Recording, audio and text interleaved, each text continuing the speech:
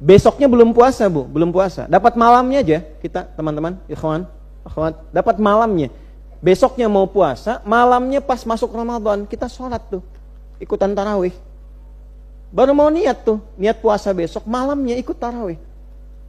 Langsung Nabi mengatakan, lihat kalimatnya, man qama ramadhana imanan wahtisaba ghufira lahu ma taqaddama min dhanbi.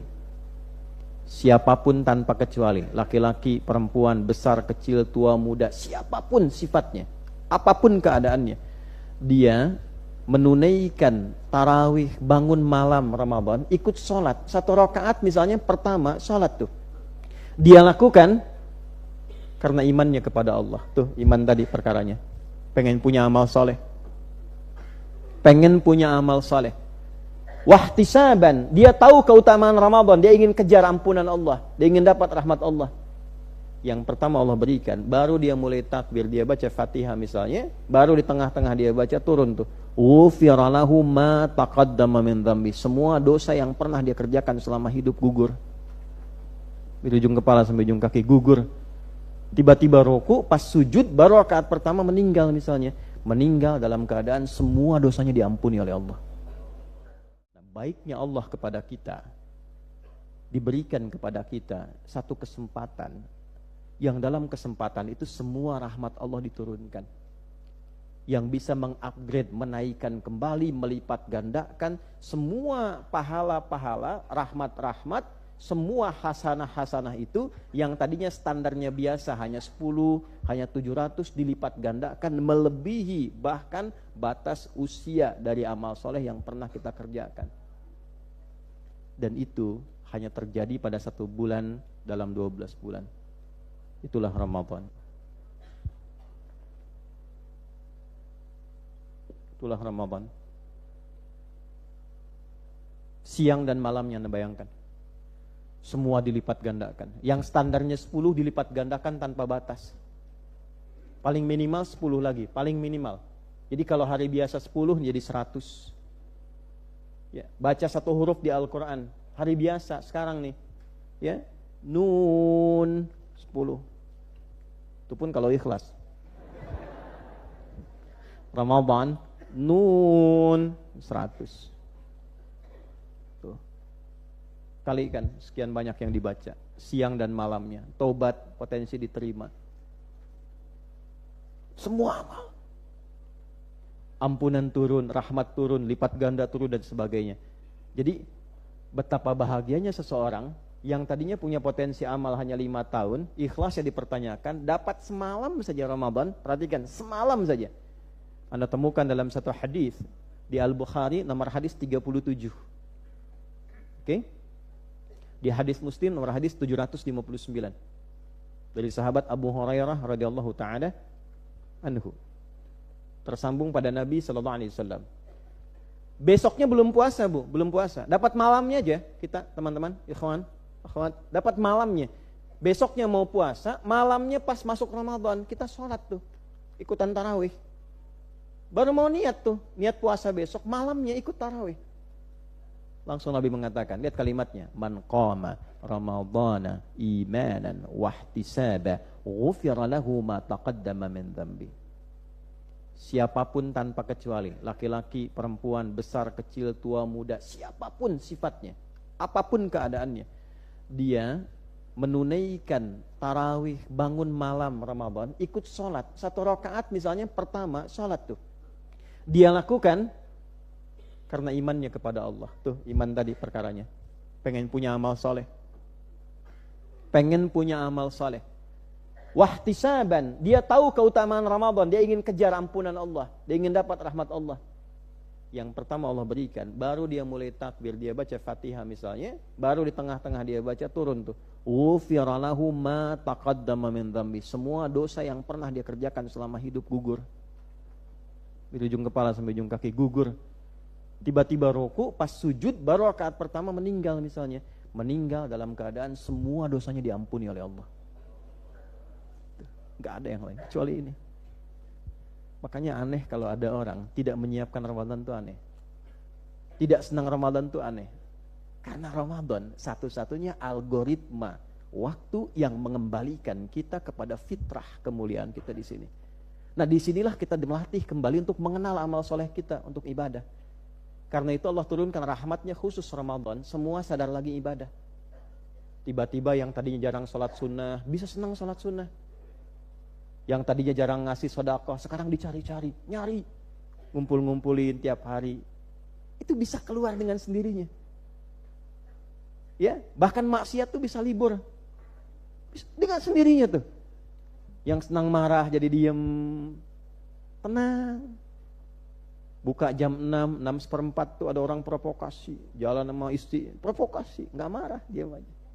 Istri tanya, abang tumben gak marah? Tar habis maghrib. Lupa. Perbuatan manfaat semua, kebahagiaan datang semua. Bahkan yang belum Islam pun senang datang Ramadan. Itu senang gitu, semua gembira. Itu cuman bulan ini, Bu. Gak ada yang lain, Pak. Yang jualan juga senang, banyak laku. Itu cuman di sini, gak ada yang lain. Makanya kita lapang, senang, nyaman, gitu kan? Ya. Nah, sesuatu yang lapang, senang, orang Arab mengatakannya marhaban. Sesuatu yang baik, yang senang kita menerimanya, senang menjalaninya, orang Arab mengatakan apa? Marhaban. Nurahib bika fi hadzal baitil karim, marhaban. Ya, kami senang Anda ada di sini, nyaman, tenang. Nah, sekarang apakah semua yang akan berhadapan dengan Ramadan merasakan kesenangan itu? Saya tanya ya, jujur aja nih. Apakah setiap muslim akan senang dengan tibanya Ramadan? Yakin? Ramadan tiba gitu kan. Senang. Coba dari sekian yang senang itu bagaimana mengekspresikan kesenangan? Karena cara menyambut Ramadan itu bukan bikin konten. Bukan menyiapkan program yang bernilai dunia. Karena Ramadan itu proyek akhirat, bukan proyek dunia. Dunia akan ikut dengan sendirinya. Dunia itu akan datang dengan sendirinya. Tapi Ramadan proyek akhirat. Di antara sekian yang senang, bahkan ada yang ketika mau masuk Ramadan, itu sudah menghitung kapan Idul Fitri tiba. Berapa Ramadan? Berapa lama nih? Kapan Lebaran? Tiket dunia udah habis duluan tuh dibandingkan tiket akhirat tuh. Coba kesenangannya masih ada lapis-lapis dunia di dalamnya. Tuh. Baru udah mau puasa malam, baru mau niat dan nanya kapan buka. Jadwal disusun. Jadwalnya kan cuma 2, sahur dan buka. SB. Sahur dan buka. Nah, kalau kita ingin menguatkan diri, melatih diri supaya senang yang benar, supaya menyambut Ramadan dengan benar, melapangkan hati sehingga menu apapun yang dikasih selama Ramadan senang kita semua. Maka berikan asal katanya dari kata marhaban itu. Temukan dasar katanya, ada 3 huruf, ra, kemudian ha, kemudian ba. Lalu pelan-pelan tambahkan tasydid pada yang tengahnya. Rahhaba yurahhibu. Kalau kita ingin berusaha menguatkan, melatih diri supaya hatinya lapang, pikirannya lapang, fisiknya lapang, menerima apapun yang hadir di Ramadan dan nyaman dengan itu, maka rubah ke dalam bentuk masdarnya. Sehingga menjadi sifat karakter. Tambahkan ta sebelum ini. Rahhaba yurahhibu tarhiban. Ada ta, ra, ha, ya dan ba. Tarhib. Upaya untuk melapangkan hati kita. Membuat nyaman, membuat lapang, luas, pikiran, fisik dan hati. Sehingga apapun yang Allah berikan dari semua menu Ramadan yang Nabi motivasikan, kita mudah melakukannya. Maka muncul kata tarhib. Karena persiapannya ke Ramadan, maka dimasukkan tarhib Ramadan.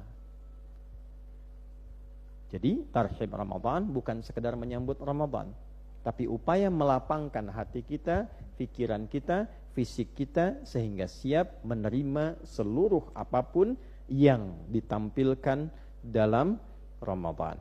Nah, semua apa yang ditampilkan di Ramadan itu mengembalikan kita pada 2 fungsi ini. Masih ingat gak teman-teman? Kapan perbuatan itu menjadi soleh?